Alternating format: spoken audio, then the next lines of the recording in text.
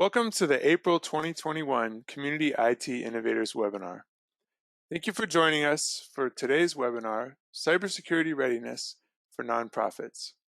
Today we're going to provide you with the latest information on how to protect your organization from the wide range of cybersecurity threats now faced by nonprofits. I'm really looking forward to hearing more from our CTO Matthew Eshleman about this very important topic.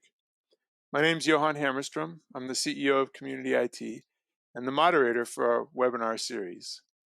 The slides and recording for today's webinar will be available on our website and YouTube channel later this week. If you're watching on YouTube, please subscribe to our channel to receive automatic updates when we post new webinar recordings. Please use the chat feature to ask questions throughout the webinar, and we'll do our best to respond. Before we begin, we'd like to tell you a little bit more about our company. Community IT is a 100% employee-owned company. Our team of 37 staff is dedicated to helping nonprofit organizations advance their missions through the effective use of technology. We're technology experts, and we've been consistently named a top 501 managed services provider by Channel Futures, and we received that honor again in 2020.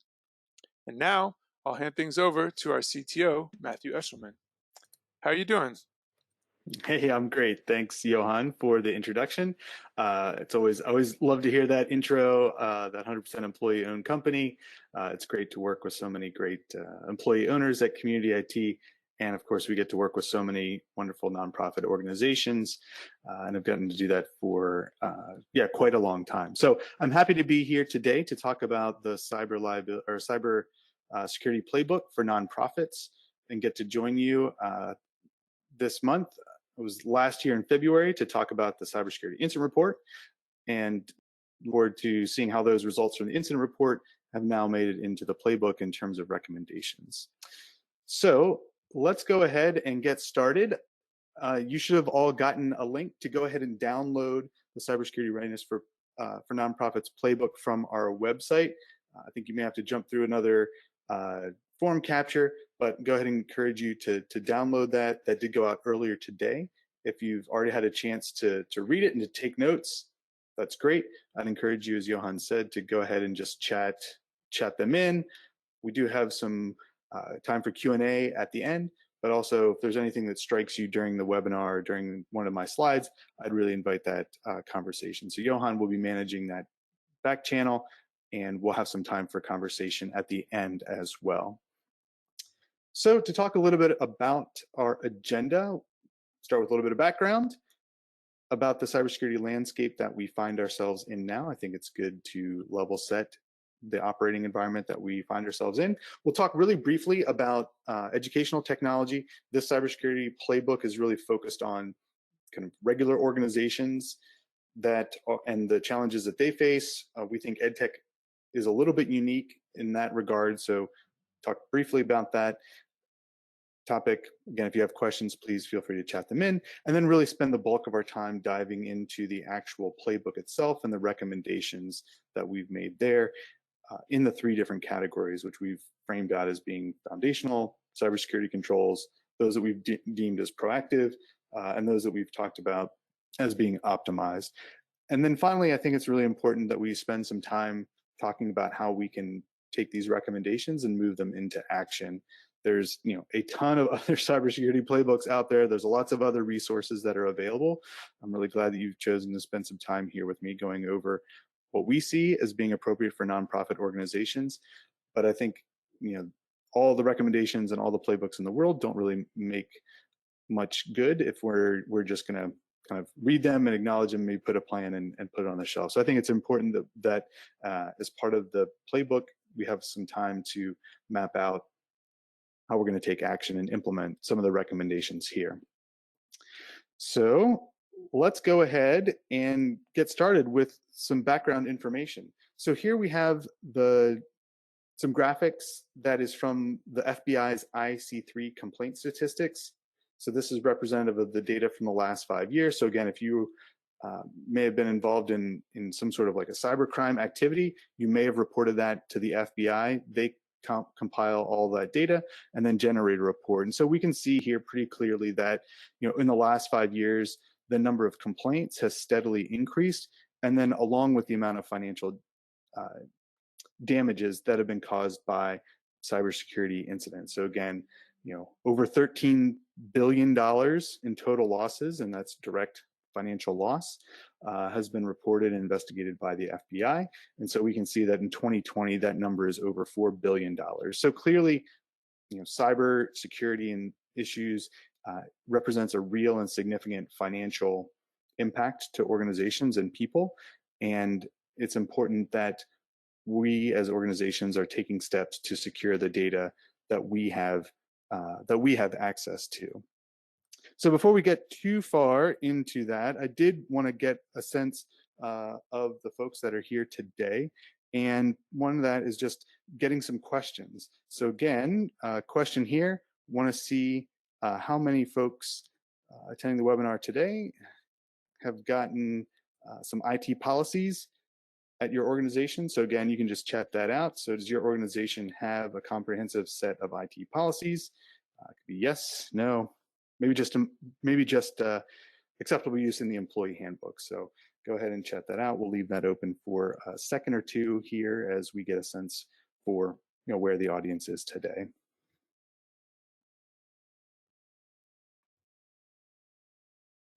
So great, thanks for chatting that out. I'll reflect that back out.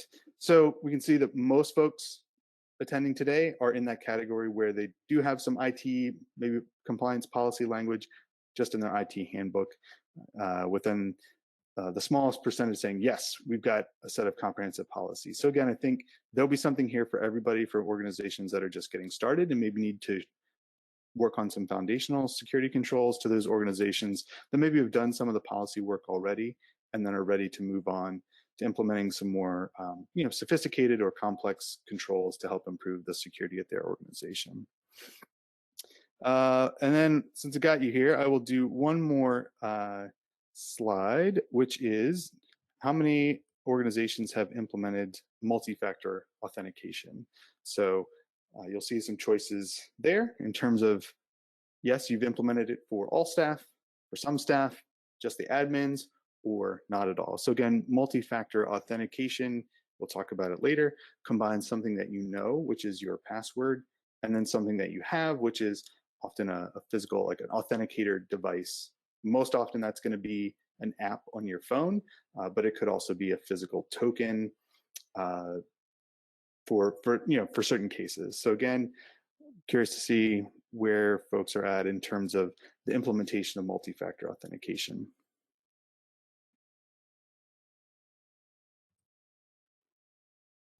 Okay, so thanks for providing that insight. I think it's super helpful, and it looks like relatively evenly distributed between those organizations that have done it for all staff, which is great, 35%, 31% for some staff, at very small number with admins only, and then about 30% of you have said no, not at all. So if you're in that category, hopefully by the end of this presentation, you'll be convinced that that's the number one thing that you need to tackle. So thanks for sharing that. I appreciate the information from folks here on the webinar today. And also I wanted to include that so we could reflect how you're doing compared to the overall internet sector at large. So this was taken from a report that Microsoft put together. I think we have the link for that. Microsoft put out a report called Nonprofit Guidelines for Cybersecurity, along with, so that's a report that they did alongside of N10. It's representative of a survey of about 50 organizations, so actually not that many compared to the sector as a whole, obviously. But in that sampling, we see that most organizations didn't have a policy in place in terms of how they would handle risk. The vast majority of those organizations had not implemented multi-factor authentication. So again, congratulations, you're doing better than average. And it's also, I think, maybe reflective of, this was about 2 years ago, so we can see there has been some progress over time. See, most organizations didn't have a policy around the use of unsecured wireless or Bluetooth, and then a large number of organizations reported that staff could access information from any device. So there's no BYOD policy controls, no technology controls in place either to help protect organization data and to put up some guardrails. So again, I think it's interesting to see these numbers, and I think interesting to see how they change over time. I would say community IT, we would have about probably 65% of our clients have enrolled staff in multi-factor authentication for all users. So I think we're doing a little bit better than average, but I think that there's still a long way to go in that regard. So specifically talking about the nonprofit cybersecurity incidents, this is the big chart that came from our presentation in February, where we looked at the nonprofit incident report, which was a collection of all the data that we've gathered in supporting about 5,600 users across the US in terms of their cybersecurity incidents. The things to highlight here, I wanted to show that we've got a lot of account compromises. So again, there's two different scales here, so just be mindful of that. But the number of account compromises was up, even as we had more and more organizations enroll in multi-factor authentication. The number of spam incidents continues to be very high, indicating, I think, to some extent, an increase in training and awareness, and we encourage our clients to submit those messages if there's ever any question. And then we also see there's a big increase in what we would call business email compromise or spear phishing. So those are the types of messages that combine some unique information about you and your organization so that they can get the threat actor can get you to do something, provide a username and password combination, maybe buy a gift card, maybe update a wire transfer information. So again, these are all types of very common threats that we see facing nonprofit organizations. And the number of incidents has only grown over time. So we first compiled this report with data from 2018. And that year we recorded 233 different security incidents. In 2019, we recorded just over 500 security incidents. And then last year, we recorded almost 700 security incidents. So again, we can see the number of incidents is only increasing over time. So I don't think we're going to get to a point where there's less need for cybersecurity controls. And so to some extent, there's an ever-pressing need to continue to grow and evolve and improve the protections and controls that we have in place at our organizations.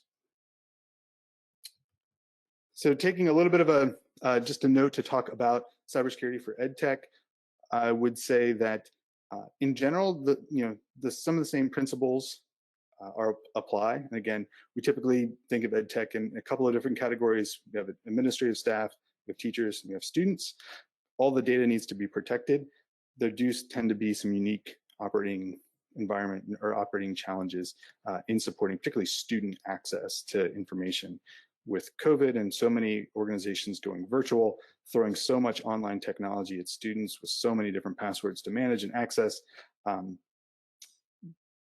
taking deliberate control to protect those accounts and that data is very important. Additionally, we do see schools being targeted by ransomware actors. I know in Baltimore County, they're still suffering from the effects of a massive ransomware campaign that impacted their school district back in November of 2020. So again, for more information on that, you can go to our website where we have a set of best practices that we've developed, focused specifically on cybersecurity for the education space. And I encourage you to follow that. I think the rest of the presentation today will be focused more on organizational cybersecurity controls. I think they're all still relevant as well. Just acknowledging that the education space operates a little bit of a unique environment. So in terms of how we approach cybersecurity and approach these controls, you may have seen this graphic before, recognizing that we want to root everything in security policy. We want to build on that with a layer of security awareness training that we're providing to staff. So we're equipping our users with the tools and education they need to help protect the organization. And then finally, we get to the technology control piece. So there, the technology controls, focusing on those elements around our digital identity, the data that we have access to, the devices that are being used to access that information, the network perimeter, such as it is, in this COVID and kind of work from home environment, perimeterless maybe is a better analogy. Or so, your home office, your home computer, that may be the extent of the network perimeter.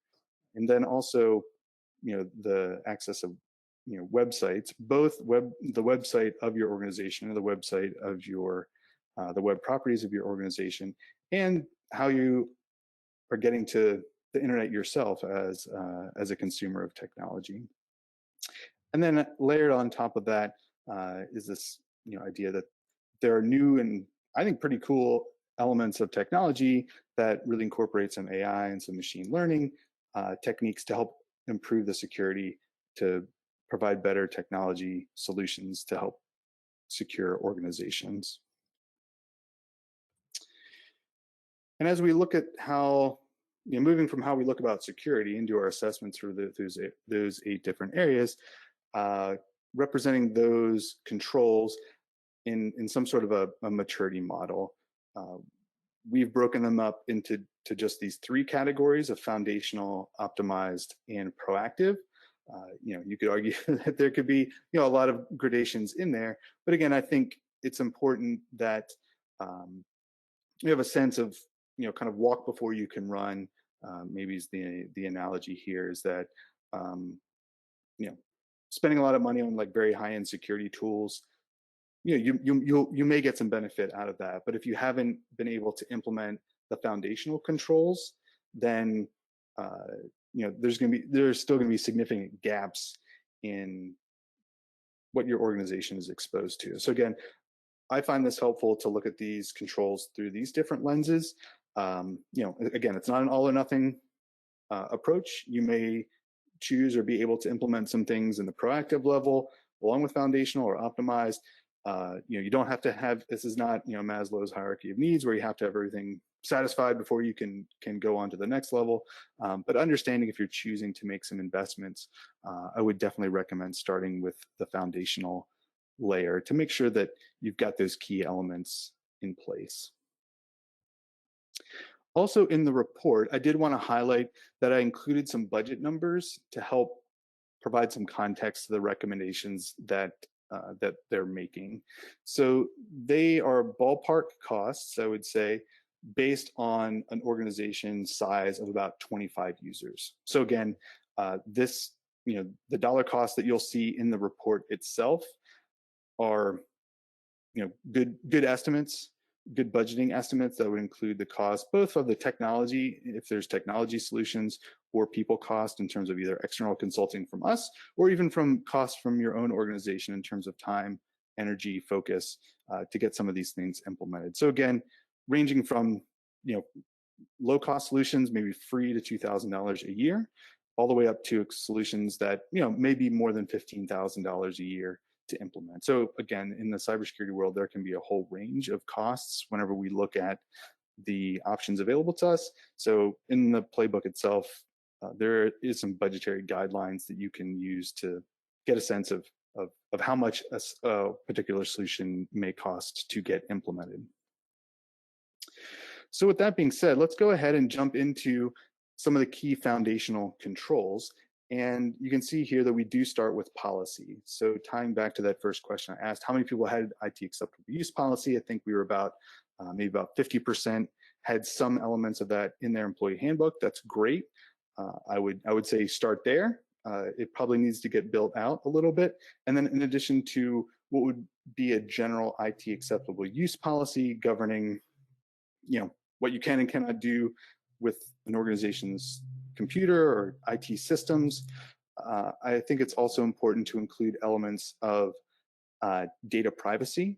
So again, as many nonprofits, they're either providing services to people and have potentially sensitive information collected about their constituents. They also may have donor information about the people that are supporting them financially. So again, a data privacy policy is an important element as part of those foundational controls. I think it's also important to include a formal incident response policy as part of your foundational controls. We have a link on our website for guidelines for establishing what that incident response policy needs to contain and needs to include. I think many nonprofit organizations were kind of shocked into creating one last year whenever Blackbaud suffered their data breach of their hosted platform. And many organizations really needed to scramble to come up with and execute an incident response plan because of the external factors that they were kind of thrown into. So this is an area where the incident response policy doesn't need to be very extensive. It doesn't necessarily need to be very lengthy, but it does need to be articulated. It does need to be tested so that if and when, and maybe not even if, but a question of when your organization suffers some sort of data breach, either of a hosted system, maybe your internal network, but you have a clear roadmap to follow in terms of who needs to communicate with stakeholders, what's your technology provider going to do. But again, make sure all those roles are clear so that it can be executed whenever you're in a stressful situation. Let's see. And then the final element here, just around policy, is just an insurance review. You'll see that we talk about insurance later on as well.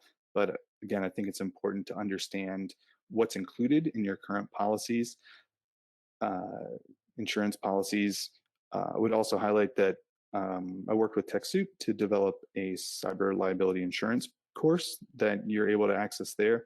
It's low cost, but just to get some understanding of what all is involved when it comes to cyber liability insurance, understanding how it maybe is different from your existing liability and property liability coverage that you have.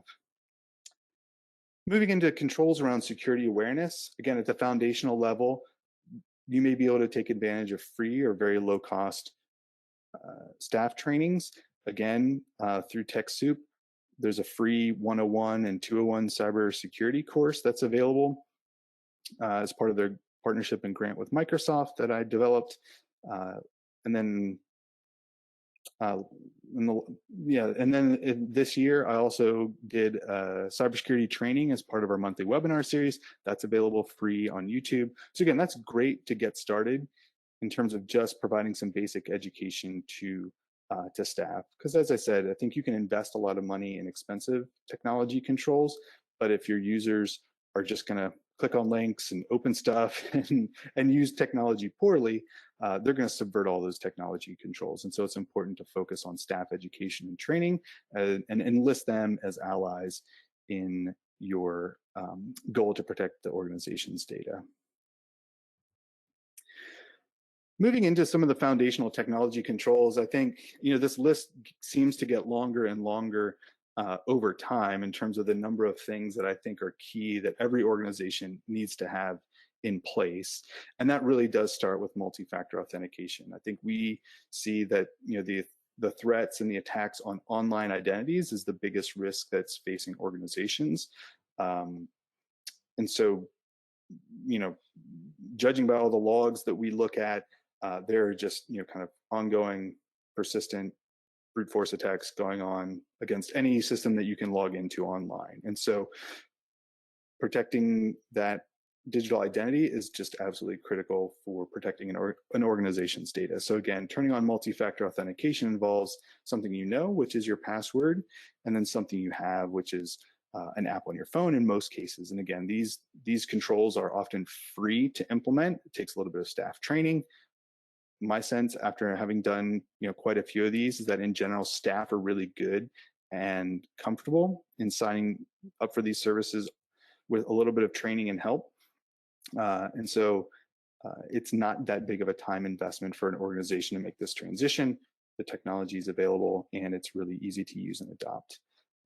Following on the heels for protecting identity is focusing on the password manager.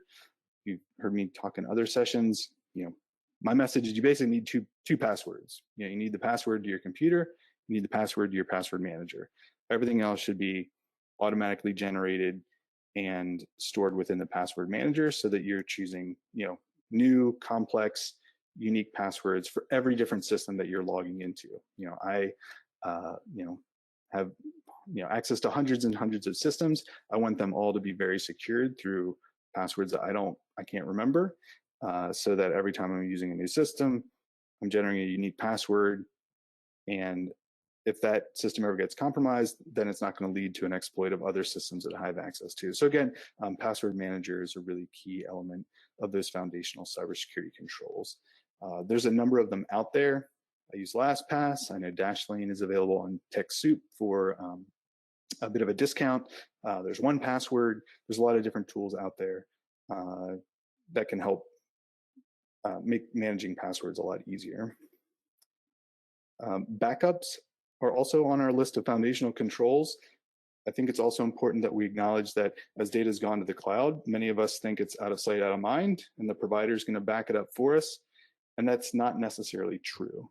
So our recommendation is that for any data that you have in a cloud system, that you also need to have that data backed up somewhere else that you can have access to it. The providers are going to protect your data to some extent, but they're doing it to protect themselves first, not you. So again, if you're using Google or Office 365 or Salesforce or Box or Dropbox or any of those platforms, there's still a risk of data loss, even though the data is in the cloud and there's some protections on there. So again, we recommend the use of a third-party backup system that the organization has control of, so that if there is loss, either due to intentional damage through a disgruntled employee or accidental damage through a ransomware or a crypto attack, you're able to recover that data from a different system.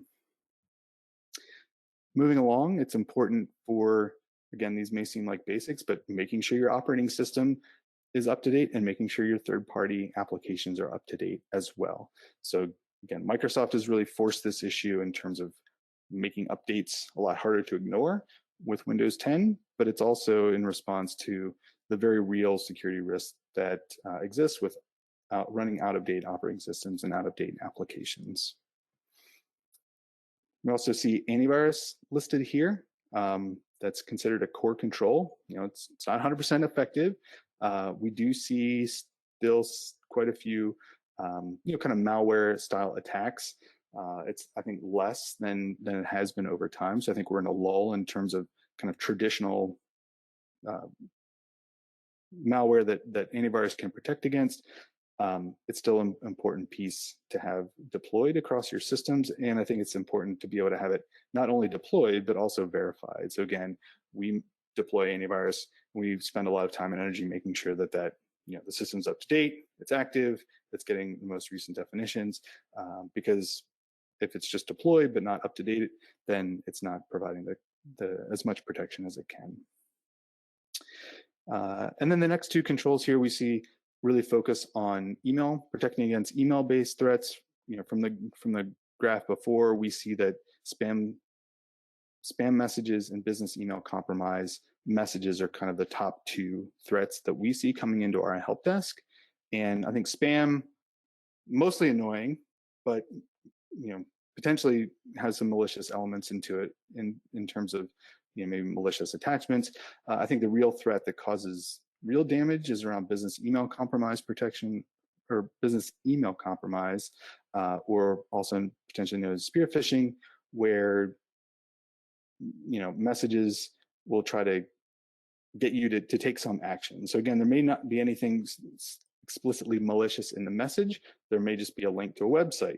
The website itself isn't holding malware or going to run a virus on your computer, but it's going to steal your credentials. It's going to ask you to put in your password so that you can get access to a file that your boss sent you, or it's going to invite you to fill out a form from a partner that you work with. And so being able to protect against those threats is, I think, really important to lower the stress that we see from staff. I mean, everybody can ignore the generic spam, the Viagra ads and all of that junk is easy to ignore. It's a lot harder for people to ignore that email that looks like it's coming from their supervisor, or looks like it's coming from their boss, to ask them to do something. So I think it's important to implement a specific control to block those types of threats.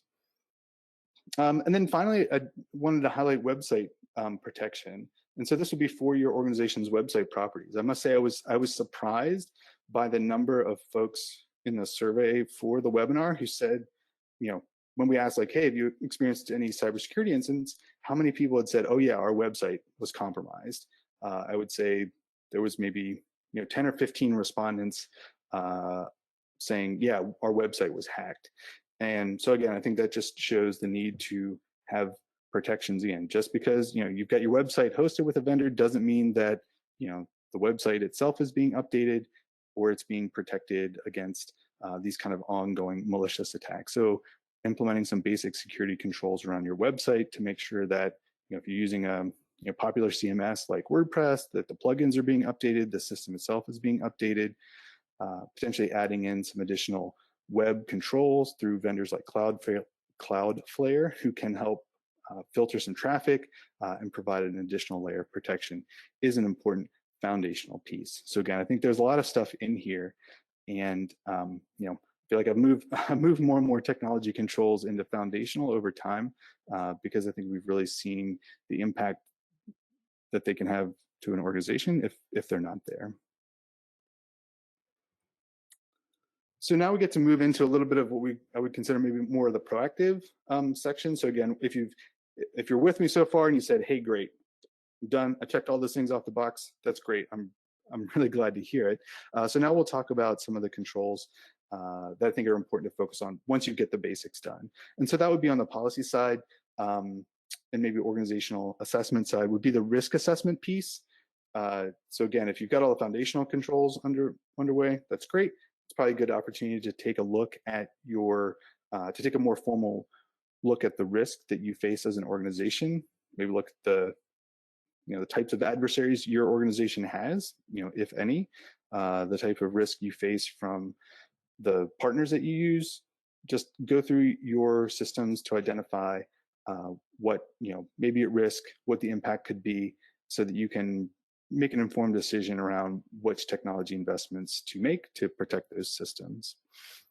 I also think at this category, it's also worth looking into cyber liability insurance for policy. So again, it's very unlikely that if you've not explicitly purchased cyber liability insurance, that your current insurance coverage is going to protect you against things like ransomware or data breaches or any of that. So I think it's important for organizations to kind of pursue and purchase coverage that's going to address that specifically.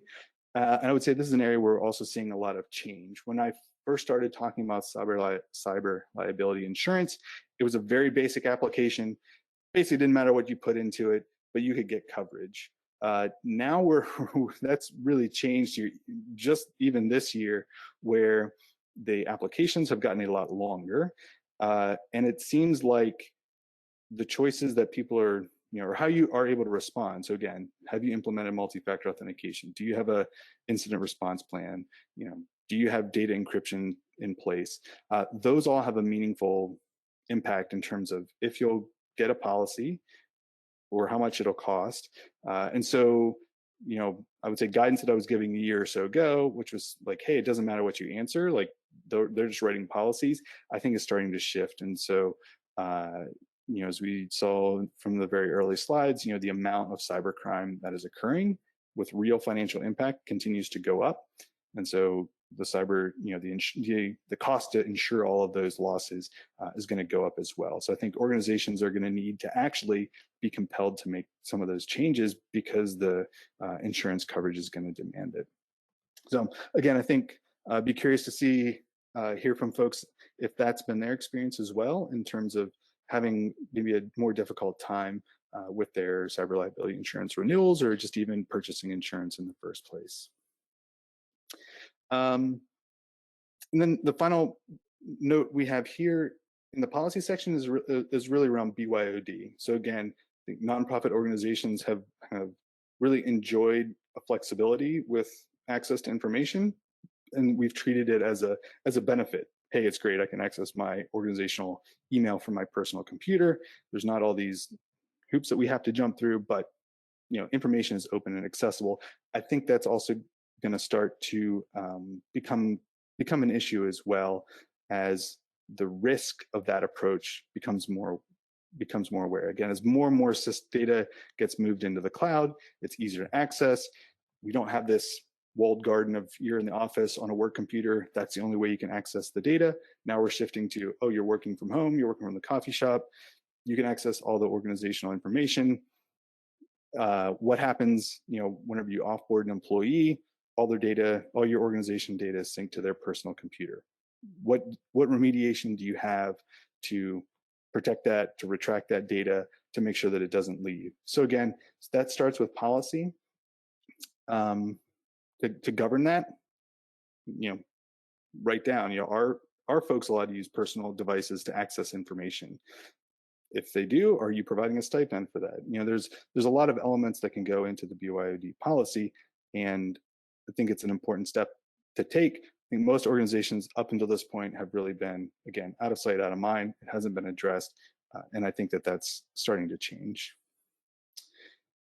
As we move into the security awareness element, I think here's where we really see the implementation of a formal learning management system to govern training. So shifting from, hey, here's some training that's available in the employee handbook, or here's some static resources that we're going to make available that you can do on your own, transitioning into a formal learning management system where you can prescribe certain courses, you can track employees' progress, you can identify folks that maybe need some additional training or additional resources, you can test them.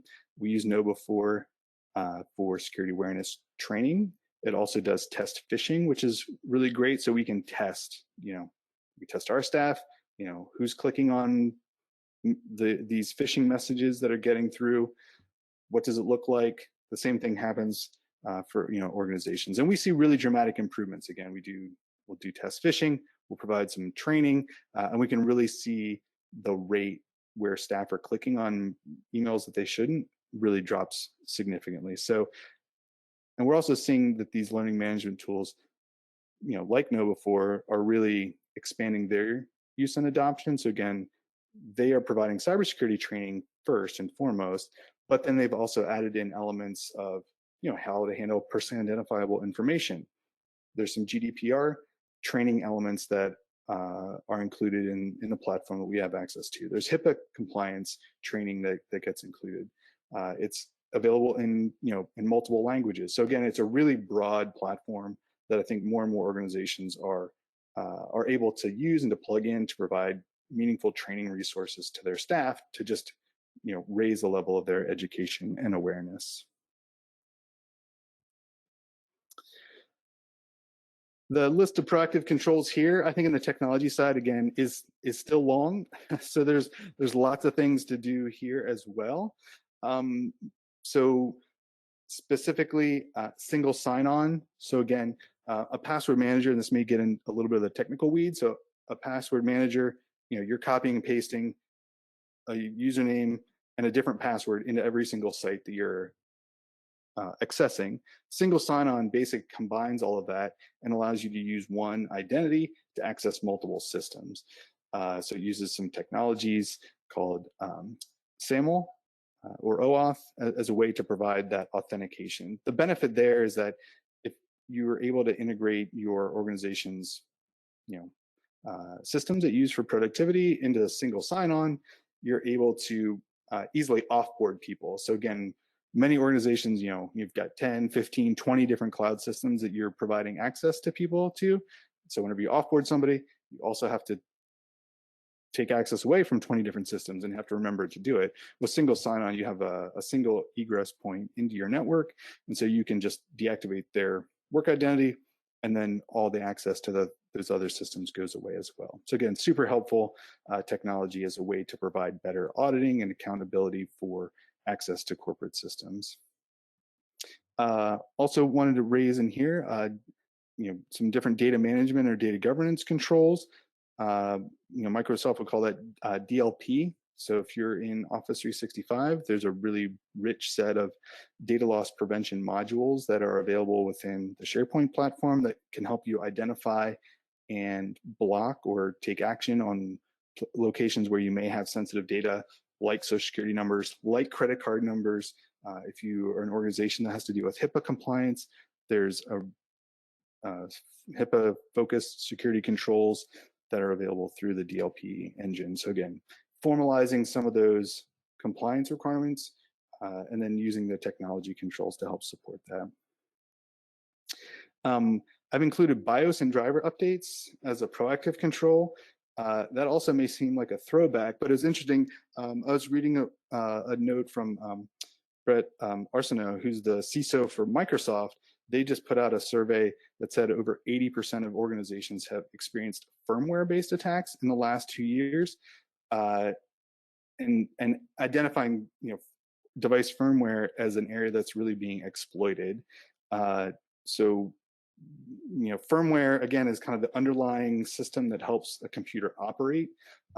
Several years ago, we actually upgraded our centralized management system to be able to automatically update the BIOS information for Dell computers, specifically in reaction to the malware that was targeted BIOS as a way to exploit systems. So again, these systems are out there and available, but it takes some intentionality to do. So again, updating the BIOS, updating drivers can be exploited as well. Requires some more sophisticated technology to make it happen, but it is available, and it's clear that this is an area that Microsoft is seeing some increase in terms of the attacks in this area. Talking about BYOD control, so you see we had policy in the last slide, now complemented with some technology controls as well, so that we can ensure that if we say by policy only work computers can access organizational data, you can implement some additional controls to provide technical validation and verification that is indeed true. So if the organization computer needs to be joined to Azure Active Directory, it needs to be compliant, it needs to be encrypted, and then it can access the data. If it doesn't meet those categories, then it can't meet, it can't access the data. So again, BYOD control, I think, is the technology implementation of the policy work that you did already. Endpoint detection and response is an evolution, or the next gen AV, it's sometimes also referred to. So AV, relies typically on a more static analysis. Here's this virus signature. We're going to compare files to see if they match known signatures, and if they do, we're going to block it. Endpoint detection and response is really an evolution of that. Tools will be able to identify known malware, but then they'll also be able to look for PowerShell scripts that are doing things that are unexpected or unique, antivirus. And so it's able to do analysis of systems based on behavior, not just static signature analysis. So again, these tools are a little bit more expensive, but provide a lot more value. And then often can be integrated into other security systems and provide more detailed and rich logging history, so that you can go and, again, track down, what applications a user may have accessed or what system processes are running on a computer at a certain time. So again, a really rich set of features that are available through these endpoint detection and response systems. So again, the vendors that you'll see in this space are going to be ones like SentinelOne and CrowdStrike, which are ones we've used, Carbon Black. There's a whole cottage industry of in this sector, because it's a very hot space, and I think really does provide a lot of value. And then the final technology control here is around web filtering. So this would be on personal computers or organizational computers getting access to the web. So again, we know that the number of viruses that are delivered through email is actually relatively low, but we are seeing lots of malicious content that's attempted to be launched through websites or malformed websites themselves. So having a tool in place that can do what's called some type of DNS filtering, so that they can block known malicious sites, is really a helpful layer of protection. So again, you can prevent the computers from even going to malicious sites in the first place. So again, sites that may be running cryptojacking software or some kind of malicious advertising that's going to inject it into an unpatched browser, for example. So, we use Cisco Umbrella. Again, Cloudflare has a web browsing or a DNS filter tool. So again, there's a lot of tools out there that are able to provide this protection. And I think as a longtime customer, I think it's been a really effective piece of our overall control that we include as part of our device management, to make sure the devices that we support are really secured and protected from a layer of different technologies.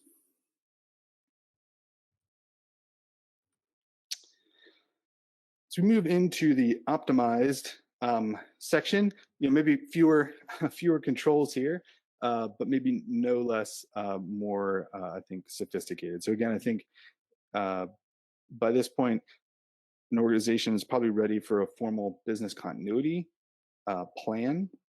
I think for many organizations, this past year has been a living example of what you're actually doing. So maybe good to write it down. I would say that business continuity planning is not just an exercise for the IT staff to take on. That's something that's typically led, from the executive layer at the organization. I know at Community IT, our CFO led our business continuity planning. I provided input as part of the technology perspective, but this is really a kind of focus around the operations of the business. And so I think as such, it takes a bit more time, a bit more focus, broader focus for the organization to implement. So again, business continuity planning, I would expect to see in this level. And then in the security awareness, I think it's also probably time for maybe a much more formalized external assessment to help the organization really identify and rank and prioritize maybe the technology investments that need to be made moving forward. So again, really detailed evaluation of the controls that are in place, that could be put in place for an organization to be able to check off all the boxes that they need to really ensure that their cybersecurity controls and protections are working for them. We see a lot of technology controls in here as well, and these tend to be a little bit more expensive as well.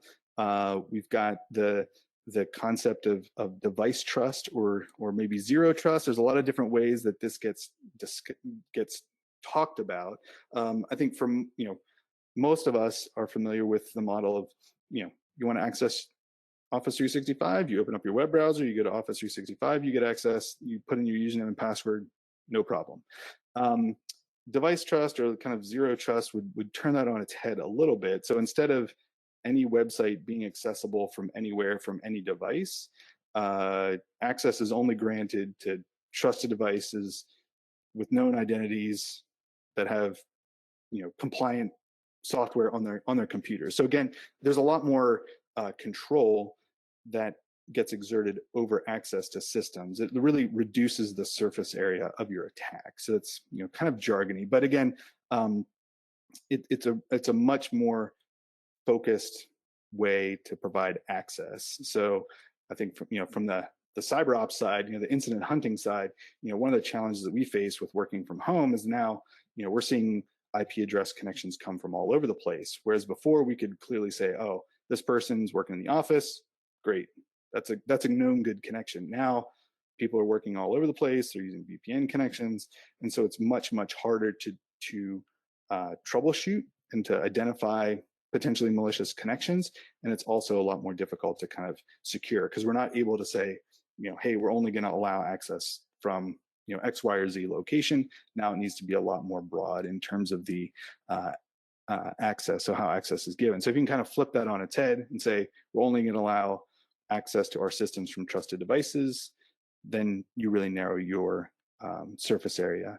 And that kind of leads into the next line item here, which is a bunch of acronyms for CASB and SASE. Everybody loves those acronyms. And it kind of sounds like a bunch of marketing mumbo jumbo, but I think these are kind of real and meaningful technology controls that we're starting to see more clients explore and implement. CASB stands for Cloud Access Services Broker, and then SASE is Secure Access Service Edge. So again, these are ways to provide kind of managed egress points for access into your network. So again, as many things are now purely cloud, you're able to, these tools would say they're able to validate the devices and the users, provide access to a list of managed applications, report an audit, and provide governance information around those applications, and potentially other security controls around that. So again, they provide some comprehensive security around that. So Microsoft includes some elements of this within their platform. Cloudflare has also provided some access to this as part of their platform. There's dedicated vendors that do this. This is, I think, a burgeoning area, and more organizations, I think, are going to take advantage of it. as a way to secure and manage and provide access to their cloud applications. So again, potentially a new entry into our list of optimized technology controls, and I think something that's worth taking a look at if you've been able to do some of the other things as prerequisites. We also have vulnerability scanning and penetration testing here as additional technology controls. I think once you've been able to focus on all those other things, your devices are updated, they're secured, you're doing patching, you've got your security tools in place, then I think it's worth maybe investing in some of these additional vulnerability scanning systems so that they can scan to detect where you may have gaps. So again, this may be appropriate to larger organizations that still have some on-prem server infrastructure. I think we're starting to see some additional tools become available for looking at access to cloud systems to see what gaps there might be in terms of governance and compliance or access issues that those applications may have. But again, vulnerability scanning and penetration testing as well. So again, penetration testing, I would frame that as, again, it tends to be very expensive because you're enlisting the help of highly skilled, highly trained set of security testers that are going to attack your organization as if they were a malicious adversary. So again, they will maybe use some automated tools. They may use some additional tools and techniques to attempt to infiltrate your organization, your network, and then develop a detailed list of recommendations and improvements for how to secure the organization. So again, some organizations may be required to do these, and if you are, you've got your path set out for you. I would say this would be one of the last things I would suggest doing for an organization. Make sure you've got all your other security controls in place before you invest in penetration testing engagement. And then the final tool here listed would be a SOC, or Security Operations Center, or a SIEM, a Security Information Event Center. These are really tools and platforms that take all of that event information that we've been talking about. So again, from your single sign-on solution, maybe from your device management solution, from your endpoint detection and response solution, and suck it all up into one data platform so that then you can analyze and correlate data across multiple different platforms. So, the examples are given of, you would be able to see an email come through your filter, land in somebody's inbox, see who opened it, see who else that email went to, was it malicious, and be able to track down and provide reporting. So again, this may be a control that you're required to have if you've got data retention requirements or logging retention requirements. This is kind of the way that you would be able to do and meet those compliance requirements. So again, kind of a lot of different things here in terms of the technology and policy and training elements that are available for organizations to follow. And so I wanted to just also mention, in terms of getting started, I think there's a lot of data that we talked about, a lot of different things that you could do. And I just wanted to say that there's no one right way to do things. I think we've seen organizations be successful in many different ways. They've been successful from a bottom-up approach. Somebody in IT really takes ownership and leads the process. We've also seen top-down be effective in terms of executive leadership, or maybe the board decides that this is something that needs attention, and it's a top-down approach. There's no one right way for an organization to get started with getting traction on this. Bottom line, somebody needs to decide that it's important and then take action. So if you're looking at getting started, I would say that it's important to leverage your existing requirements. That may be your organization already has some kind of formal compliance mandate that you need to meet, whether that be HIPAA, whether it be FERPA, whether it be organizations that have to do the deal with credit card information in any form need to follow PCI compliance standards that's appropriate for them. So again, there's probably already a compliance standard that you're supposed to be following, and you can use that as a way to jumpstart this process if you feel like you're not able to get traction. I think it's important that the organization would establish an IT working group. Again, I don't think this is something that just one person can take on at an organization. It probably needs to have multiple stakeholders as a way to provide some structure and accountability and broader perspective. So again, it's not something that IT is gonna come in and like make everybody secure. That's not how it's going to work. IT needs to work with other departments in order to implement these controls effectively. I think it's important to connect with a partner to execute on this. These are really specialized controls in some place, and so you don't need to reinvent the wheel for yourself.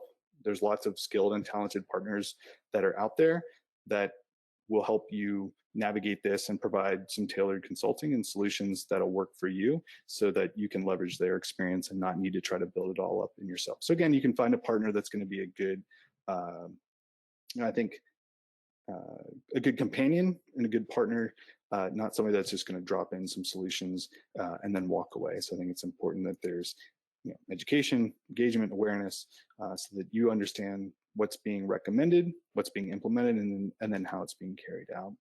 And then finally, if you're large enough or you're able to, I think, having board engagement is really important. Again, if your board, it's likely they already have a governance committee.